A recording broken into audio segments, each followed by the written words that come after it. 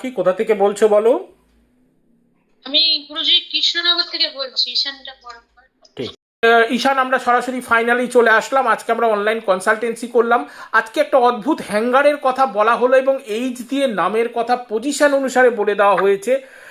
সমস্ত ঘটনা রাখি মিলেছে কিনা এবং যেটা একটা ওয়াশিং মেশিন সরানো হয়েছে সেটাও বলানো, ডিটেলসটা রাখি মিলল কিনা।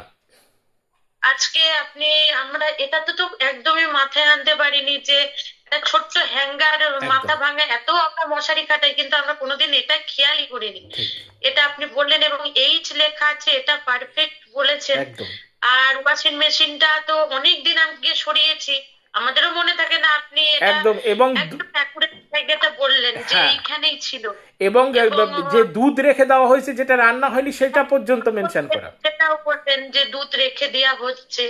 তো গুরুজি, আগেও আমি বলেছি, ঠিক এখনো বলছি যে গুরুজি আপনি যেটা বলেন সবসময় সেটাই ঠিক। হয়, এবং আমাদের যেভাবে গাইড করেন সেভাবে আমরা চলি এবং একদম আমরা ফল পাই গুরুজি। একদম একদম একদম। আপনার জন্য হয়তো মনে হয় আপনার কাছে বারবার ছুটে আসি, ঠিক ঠিক। যে এইবারই যেটা রাখি হয়তো অনেকটা সবারই, এইবার রাখি সকলের একটু অ্যাপয়েন্টমেন্টে দেরি হয়ে আছে। তোমরা 1 মাস ধরে সার্চিং করছো, পাচ্ছ না, মানে বিভিন্ন ক্লায়েন্টকে আমার ডিলে করতে হচ্ছে। কিচ্ছু করার নেই, মানে যেহেতু আমি একটু মেডিটেশনে ব্যস্ত ছিলাম এই সময় এবং সাধনাতে এবং একদম বিভিন্ন জায়গায়।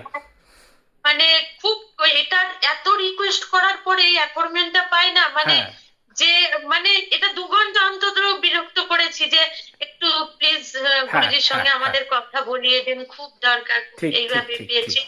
হ্যাঁ গুরুজি, প্রণাম। ঠিক আপনি ঠিক আছে। আপনিও ভালো থাকবেন, নাহলে একদম আমরা একদম। ভালো থাকবো। ঠিক ঠিক রাখি, তোমরা সকলে ভালো থাকো, আনন্দে থাকো এবং সুখে থাকো।